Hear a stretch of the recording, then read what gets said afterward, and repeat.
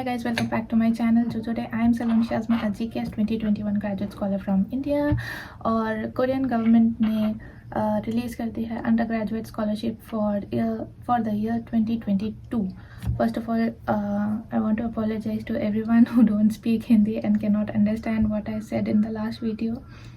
No worries, because in the last video there was the old information, and in this video I'm going to update you with the new information that the NIIT has released, so you can review this video. To begin with, the government of Korea and the International Institute International Education Korea has released notifications for undergraduate scholarship for the year 2022, and who all are going to graduate before 28th of February 2022 can apply.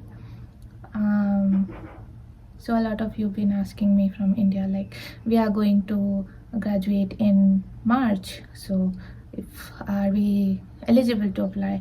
I am sorry, but if you do not get your degree certificates before 28th of February, then you cannot apply. Yeah, maybe try next year, or maybe try next year. Because we get in India, our exams are in March and the results come later in July, I think July, so maybe you can apply for the next year. So what do we have in undergraduate degree here is, so again in Hindi I feel comfortable, so I can actually crack jokes and be myself. In English it's a little difficult for me, I think, to express myself more, so I don't think it will be an interactive video like the last one was. I would try to communicate more through this video to you guys. So what do we have in undergraduate degree is, we have two kinds of degrees which you can apply. One is the associate degree and the other one is the bachelor's degree. If you are done with your 12th class, if you are done with your school, then you can go for either associate degree or a bachelor's degree. And if you are in an associate degree, then you can go for a bachelor's degree. Some of you have been asking me if we are already in second year of our college and can we apply for the bachelor's degree. So I'm sorry, but if you are already in your university or college, then either you have to drop out and explain the gap between your years in your personal statement and apply for the first year of university and take the chance. You may or may not get selected, but if you want to take chance, you can take chance for this scholarship and continue studying in your university as you are doing. But then your 3 year for 2 years will get wasted. Yeah, so for associate degree is for 2 to 3 years, and if you do not have a topic level 5 or 6, then you will have to go through 1 year of Korean language program. So that is one. That will be, associate degree will be for around 3 to 4 years, including the Korean language program. And if you are going to apply for the bachelor's degree, the bachelor's degree ranges from 4 years to 6 years depending on the major and the university you choose. And also, if you do not have a topic level 5 or 6, then you have to attend 1 year of compulsorily Korean language program in Korea. So it will be for approximately 5 to 7 years for bachelor's. There will be 2 tracks with which you can apply for the scholarship. One is university track and the other one is embassy track. Embassy has already released the guidelines, and I will drop down the link in the description box below where you can check the notification from embassy. They have actually listed the eligibility criteria and all the files that you need to go through before applying for the scholarship and that you need to apply for the scholarship. You need to post or submit in person. If you are in Delhi, you can go in person and submit your application before 8th of October. And if you do not stay in Delhi or near Delhi and it's hard for you to go there, then you can actually post it and make sure it reaches before 8th of October. So that way, and the address is written in the I'll write the address in the description box below, so it will be easier for you if it's bothersome for you to go through the notification. But you should actually go through the notification like 10 times at least, I would say. Some of you haven't even read the notification, haven't read the guidelines, didn't see what are the FAQs, and you ask questions that are irrelevant. So first, please read guidelines before asking questions. Almost 80% of your questions can be answered if you read the guidelines properly. And I said in my last video that first round of embassy is reviewed by the MHRD India, but I have seen this new thing that they have changed it to Embassy of Korea. Maybe because last year of the COVID situation they made it MHRD, but now it will be Embassy of Korea. So Indians are not going to review this application.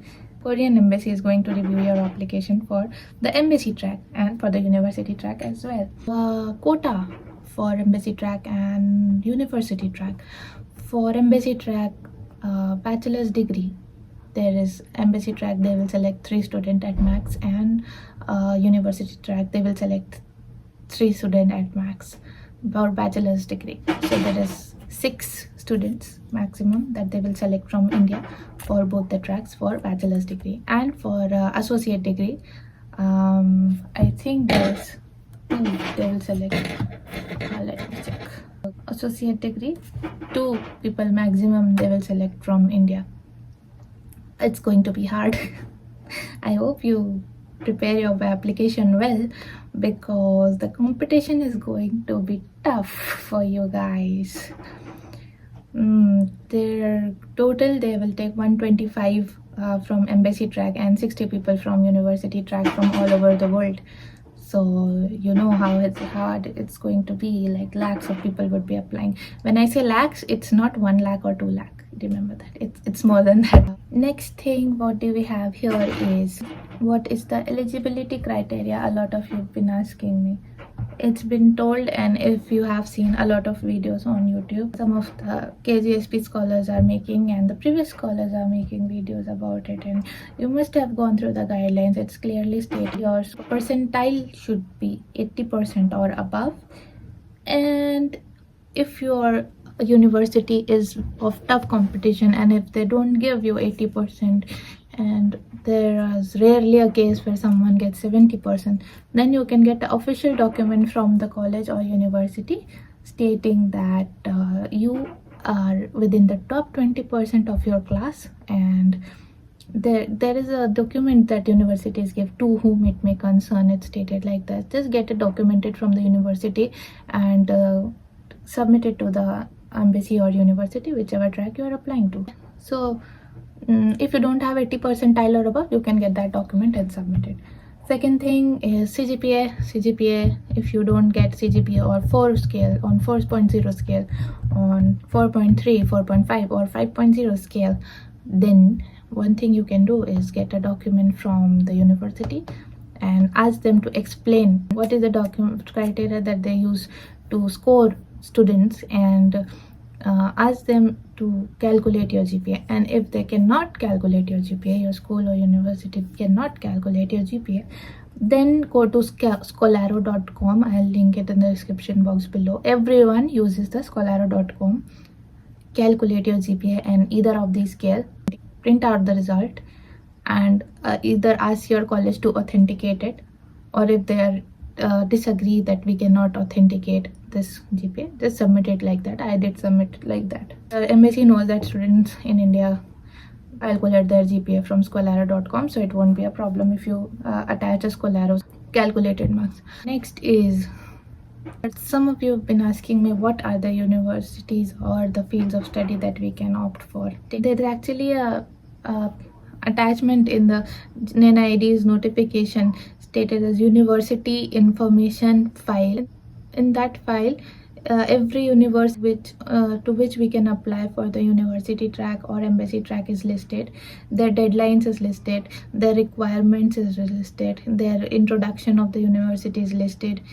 And if you want to see if what you desire to study is available there or not, you can actually just go to the file, Control F, and write your preferred major and see what all majors are there. You don't need to go through the whole file. Third thing, also you cannot apply to night school, online classes, distance learning programs, stuff like that. So make sure to check out with the university. You can email them, call the embassy, email the embassy, check with them every time you have a doubt. Don't get scared to ask, like embassy will know your name or university will know your name and it will show bad on your application. They are there to answer your queries. Every year they get tons of questions like this, so don't get scared of asking them directly. It's better to ask embassy or university directly rather than asking me, because I am a graduate scholar and I have lesser knowledge in the undergraduate department. So if you have any doubt that is related to your major, it's better to ask your university department or contact the embassy. Even if you contact the embassy will ask you to contact the university. So do not get scared of contacting the university. So what is the level of education in which you can apply for the undergrad scholarship? I already told, if you are a high school student, you can apply for either associate or bachelor's, and if you are in an associate degrees are that last for 2 years or 3 years, and then you can apply for bachelor's degree. If you have your official degree and transcript, then you can apply. But if you are not going to get it before 20th February, then it's useless to apply. I will say it's like waste of money. If you are not getting before 20th of February, they will cancel your application. It's clearly stated in the guidelines. You must submit official degree and transcript, either your your scholarship would be cancelled. So if you are not graduating before 20th of February, maybe you can think of applying next year. So what is the age that you can apply for? You must be under 25 years of age. That is, if you are born after 1 March of 1997, then you can apply. Also clearly stated in the guidelines that you should apply to only only one track. You actually have a track of the amount of applications they get from a student. They have all the data, and it's clearly stated if you apply for more than one track, then your application would be discarded. One thing, your application form should be typed. Do not write anything in your application form with your pen except for your signature and date. I also typed my date, but you can write only date and signature. So for the recommendation, a single recommendation letter is required. It should be typed and it should be about you. A few people also asked me if they can get a recommendation letter from their private teachers, which I would say no, you cannot, because they should seal it. If you are studying from school, they have the seal. They should seal it. It should be someone official who taught you. For recommendation letter, if you want your application to be better than others, try to get the recommendation letter from principal, dean, vice principal, your head of department, or if not, get it from some teacher who you are close with and ask them to write the best things about you. And even if they don't agree, then make a draft and write yourself the best things about you. Submit the draft to them, ask them to look at it, what you have done in your life. See, sir, I have done these projects, I have been active as a student here, I have participated in these events, I'm active in studies, I'm active in sports, I'm active as a person. Maybe if you are like me, who's not interactive with teachers and who cannot find teachers to write good recommendation letter for them, I would suggest write a draft yourself and submit it to them, and maybe they can write the recommendation letter around that. And the recommendation letter should be signed underneath. They should sign and put date and seal of the institute or college or university underneath the recommendation letter. This one recommendation letter and one filled form inside an envelope for university track. This envelope should be signed at the back flap with the signature and stamp. For embassy track, one form and four recommendation letter in a single flap signed. Also, I got a question from someone stating like, the envelope is small, how are we supposed to attach it?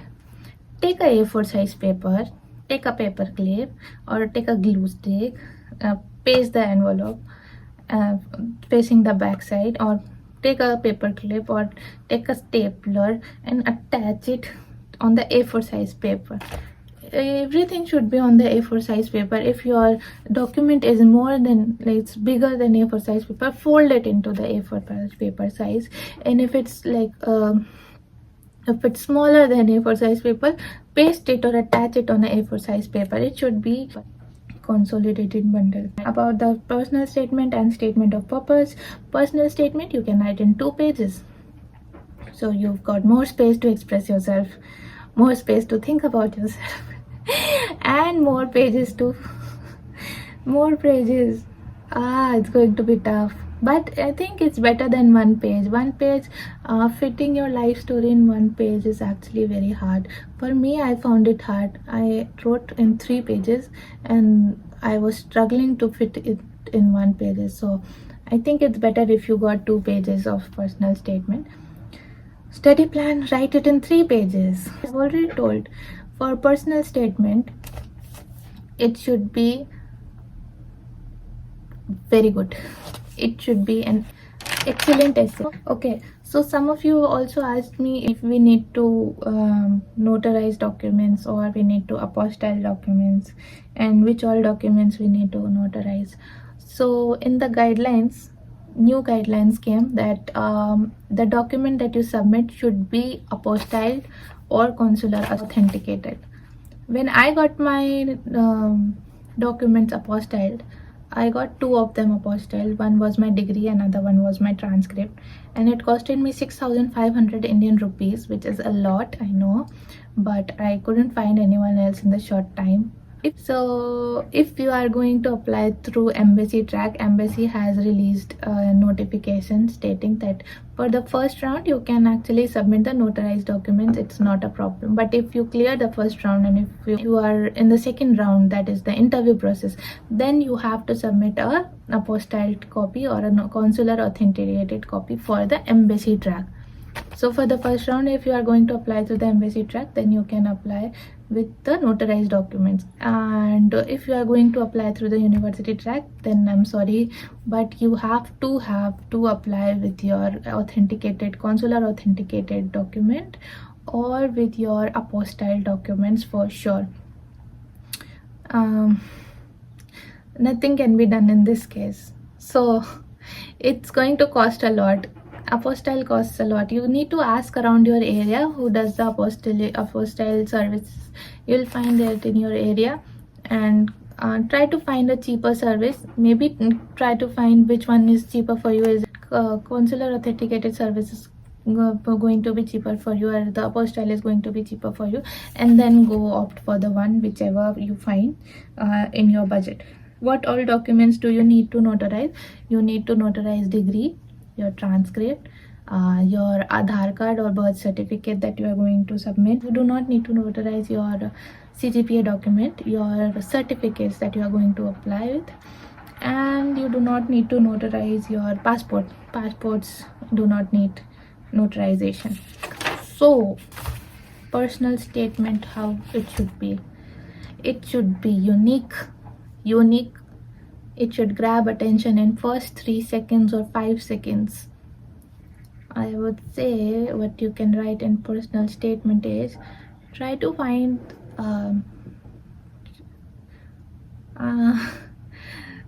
think about your life for a few seconds.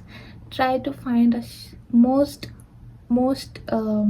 important moment in your life which inspired you, or a shocking event, or maybe a good event in your life, and try to write the personal statement around that incident, how it changed you, how you became the person you are right now. Also mention why do you want to study in Korea, and why this major you studied, why are you going to study, and why did you choose this university in your personal statement and statement of purpose. How to choose the right university? First thing you need to know is that the competition is really tough.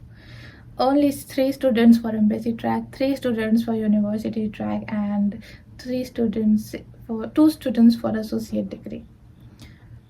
I would say know your competition.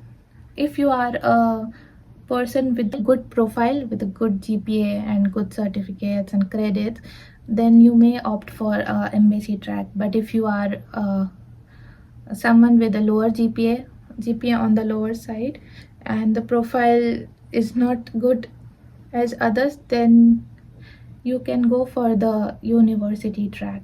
But you should know that when you're going to apply to embassy track, your competition is only with your country fellows.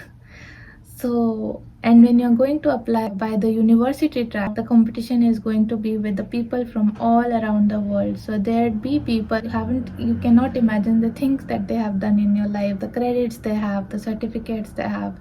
So keep that in mind while applying for the scholarship, whichever track you choose. Think really well before you choose. A lot of students will try to go to university in Seoul. Maybe you can try to go to a university that is not in Seoul, then you may get less competition than others. That is a tip that not everyone gives. Type B university, go for type B university.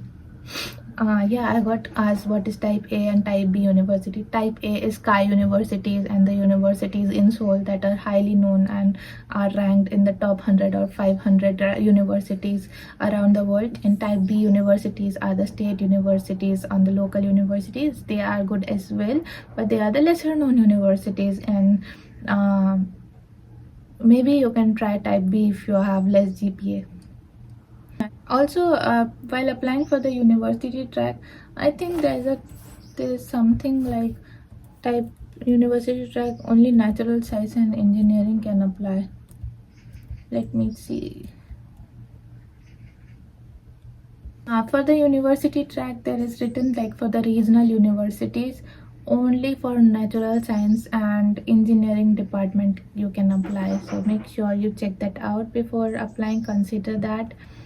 Another thing, if you are considering to apply through university track, if you have an international experience before, if you've been on exchange, if you've been outside India or outside your country, if you have certificates of international games or any international study, if you have done any research, then you can go for university track. And if you have had Korean experience and any kind of Korean experience, and for India especially, if you belong to Delhi University or tier 1 universities that are IIT, NITs, DU, JNU, Aligarh Muslim, then you will be given preference above the rest of the students by the embassy track. Things you should consider while choosing the university is, first thing you should consider your major is taught in English or Korean. So while applying, you will think like, oh, I will just apply because I just want to study in Korean. Whatever, I will study 1 year of Korean and it won't be so hard. It won't be tough after studying 1 year of Korean. I can manage. But it's not the case. The thing is actually opposite. What we are studying here is the basic Korean, and what they are going to teach in your major is like a business level Korean, which words you will not hear in daily life, and it's going to be really tough. So choose your major wisely. My major will be taught in English 100%, but still I have been told like they will use Korean in between, so I have to study Korean. So I have to study Korean well. I actually have exams in first week of October and I'm making videos here. YouTube before studies. Anyway, I wanted to help you guys. Consider English language, Korean language. Consider the location of your university. Where is the location situated? If you are from India like me, and if you are a vegetarian, half vegetarian, I'm actually half vegetarian, 80% vegetarian like me, and you cannot live without Indian food, then please select a university where you can access to Indian groceries. But nowadays everything is online. But consider your location, consider the rank of the university, consider the dorm fees. So dorm fees is not covered by the NIAD. Whatever you get for the scholarship, they will deduct it in the dorm fees, and the rest, that is what you will get. So yeah, consider that. People think that scholarship amount is like a lot you can enjoy, but actually if you are a vegetarian like me, I'm buying onion and potatoes and all my money is going into vegetables. It's really expensive here, so I don't think I'll be able to save money here.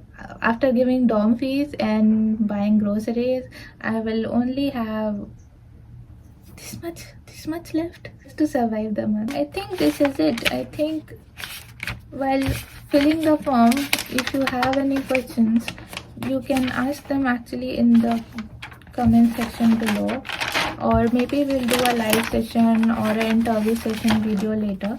I wanted to give one tip. If you want your application to stand out, like there would be thousands of people who are applying and you are only getting three and two. These are the seats they are getting. So you should focus on, first, on GPA, second, personal statement of purpose, recommendation letter. Third, what you should focus on is making your application stand out on the rest of the others. Try to attach certificates, photographs of the events that you have been to, like big events, seminars, conferences. One girl asked me if she can attach certificates from school. If you are a associate degree student, you can attach certificates from your university and 10th, 11th, 12th. If you are a 12th class student, if you are in school, then you can apply from 9th, 10th, 11th. Like the national competitions, we have NSTC. Okay, attach every certificate that you have from 9th class if you are a high school student. If you are associate degree, that is after 11th, 12th and your associate degree. Attach certificates, attach your volunteering certificates, attach your volunteering pictures, attach, if you have played any games, attach certificates of your games. If you do not have certificate, you can go to Coursera and try to find free certificate courses.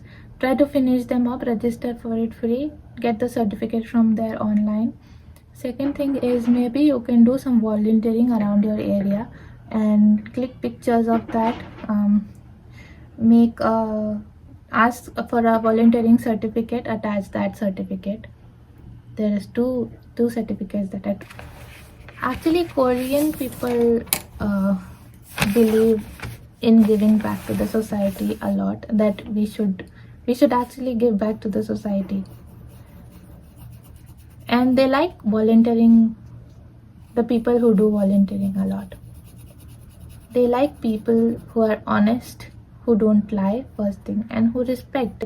Koreans are very serious about respect. The other day, the taxi driver uncle, he told me, Ajushi, when we respect others, it shows that we respect ourselves. Something kind of like that. But I cannot explain in English. You speaking it, I cannot explain it in English, I don't know.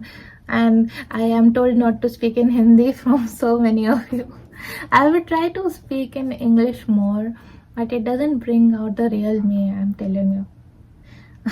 The real me is chaotic, clumsy, and a kind of little bit funny. I don't know a lot of jokes in English, but